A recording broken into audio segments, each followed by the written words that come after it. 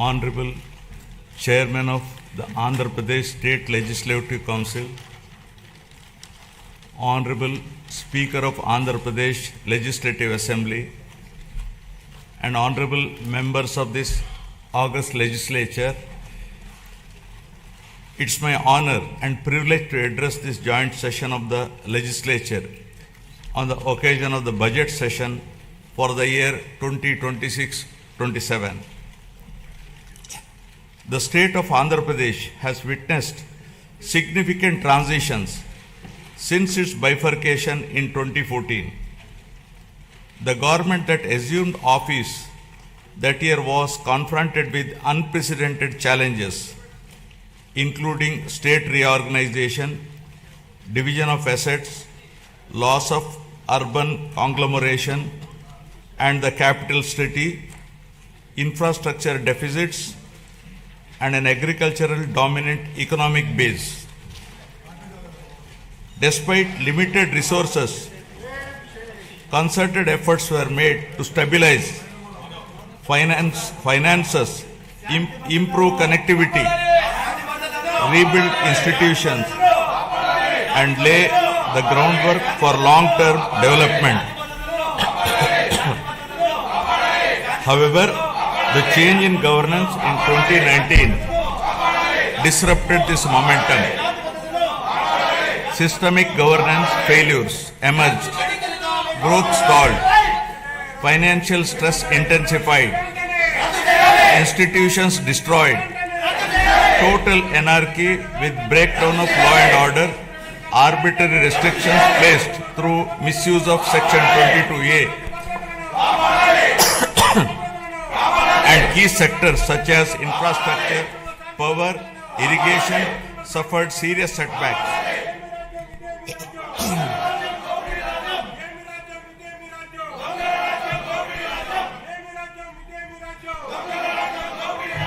Disenchanted by these experiences, the people of Andhra Pradesh responded their faith once again in my government in 2024, granting an unprecedented mandate to rebuild the state.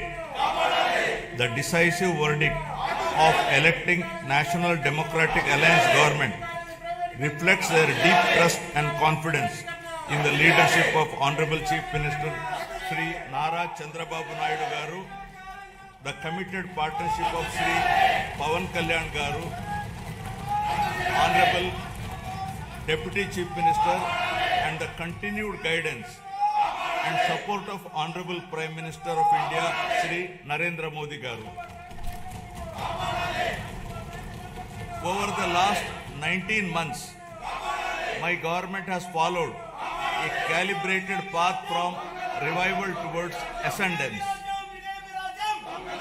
Immediately after assuming office, an interim finance plan was placed to stabilize governance and address urgent obligations.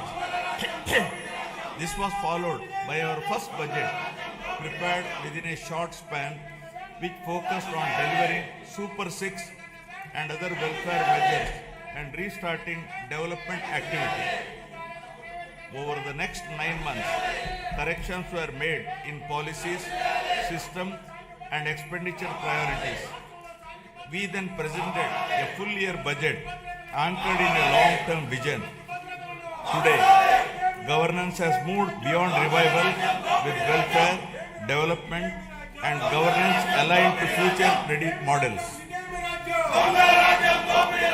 Upon assuming office, my government placed transparency at the forefront by releasing 7 white papers that objectively documented and thereby made common citizen understand the misgovernance in public finances, derailment of the Polavaram project, destruction of the power sector, misappropriation of natural resources, criminal excise policies, deterioration in law and order, and the misguided 3 capital proposal with an aim of destroying futuristic Amaravati that stalled the state's overall progress.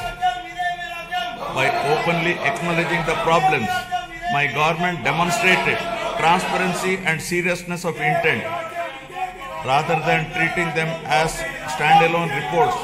Government viewed these papers as a starting point for course corrections. Present phase of governance is extremely critical and cannot be considered business as usual.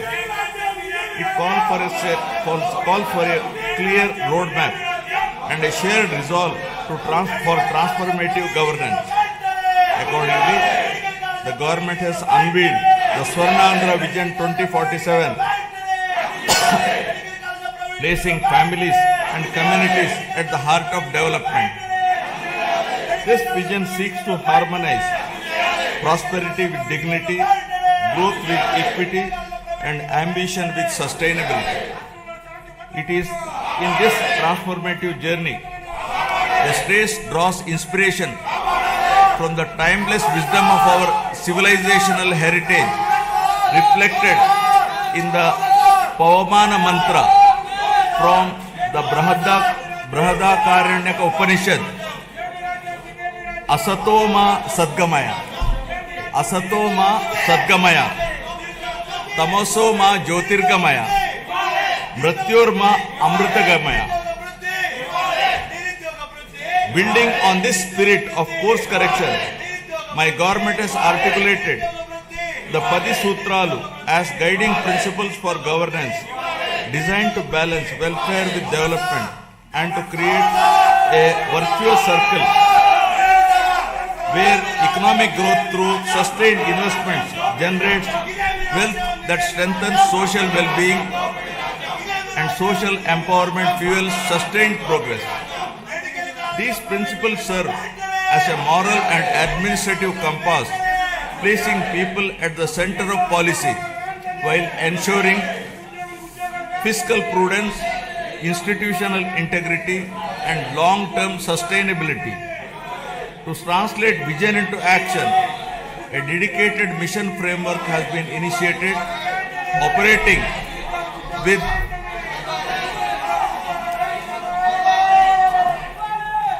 To translate this vision into action, a dedicated mission framework has been initiated, operating with clearly defined objectives, milestones, and accountability mechanisms.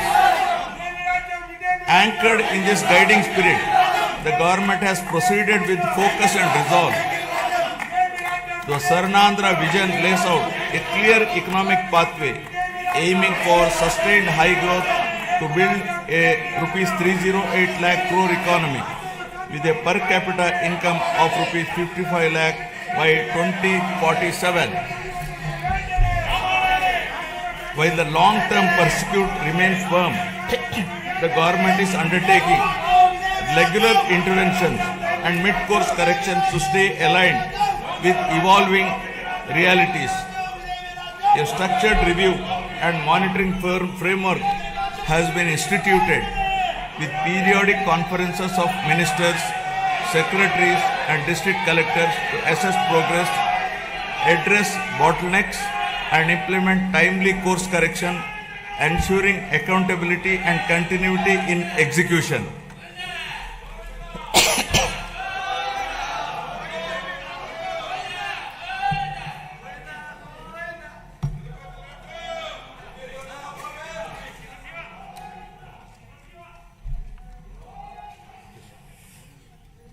Resurgence to ascendance. My government has embarked on a clear and deliberate journey from resurgence to ascendance, guided by the resolve to rebuild, renew, and rise. The initial phase of governance focused on restoring stability, dignity, and trust through welfare support, economic revival, and administrative correction. Having laid this foundation, government is now shifting towards long-term transformation by investing in human potential, sustainable development, and responsive governance. Policies are being aligned with outcomes, institutions are being strengthened, and citizens are being placed at the center of decision making. This transition reflects a movement from recovery to confidence and from intent to enduring progress.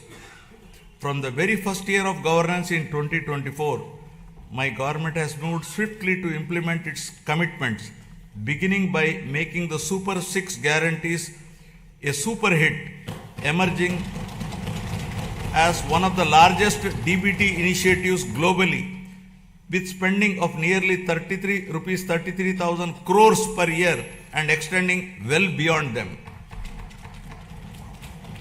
Under NTR Bharosa, my government stands firmly with the most vulnerable, benefiting 63.12 lakh pensioners and restoring dignity to daily life.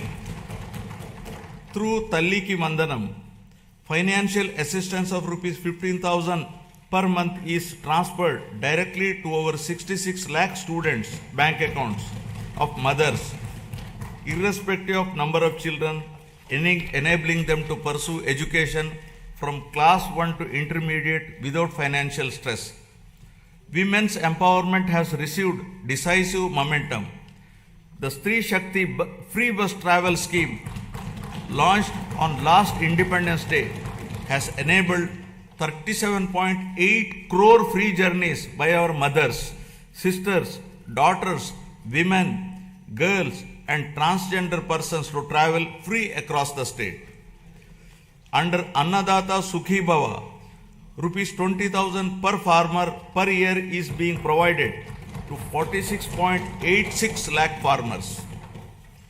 Alongside this, Deepam 2.0 is easing household burdens by providing 3 free LPG cylinders per year to 1.08 crore poor households. 15,941 teacher posts through Mega DSE 2025 and 5,757 constable posts have been filled. Rupees 15,000 annual support to 2.90 lakh auto, taxi and maxi cab drivers under Auto Driver Sevalo. Over 1.2 lakh fishermen families supported with rupees 10,000 to rupees 20,000 through Matsyakara Sevalo. Over 1 lakh handloom and powerloom weaver families will receive free electricity up to rupees 200 to and 500 units per month respectively from April 1. Now about resurgence of dignity to ascendance of human potential. My government has placed people at the center of governance, recognizing that true resurgence begins with social security and empowerment.